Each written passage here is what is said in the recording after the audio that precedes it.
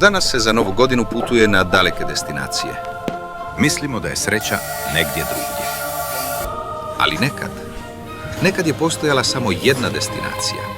Dnevni boravak. Nije bilo cateringa, nego smo imali kraljicu stola. Francusku salatu. Ali ne u onim malim fancy zdjelicama. Ne, pravila se u lavoru, tako da je ima. Atmosfera je bila prepuna posebnog mirisa. Kombinacija dinstanog zelja iz sarme i baruta.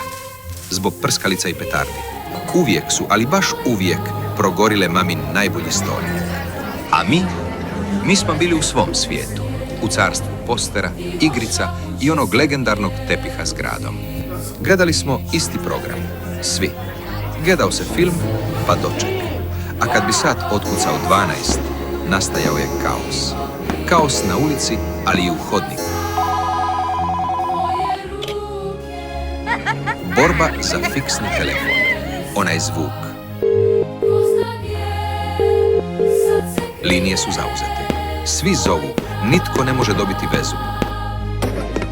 Ali znate što? Nije bilo bitno.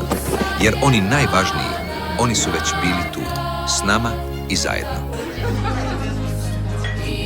Oko 3 ujutro, kad bi se izvukla ona vruća sarma, shvatio bi. Možda nismo imali daleka putovanja. Nismo imali vilu s bazenom. Imali smo jedni druge i pun lavor Francuske. I vjerujte mi, to je bio najbolji doček na svijetu. Zato, kad ove godine otkuca ponoć, podignite čašu malo više. Za onaj stari boravak.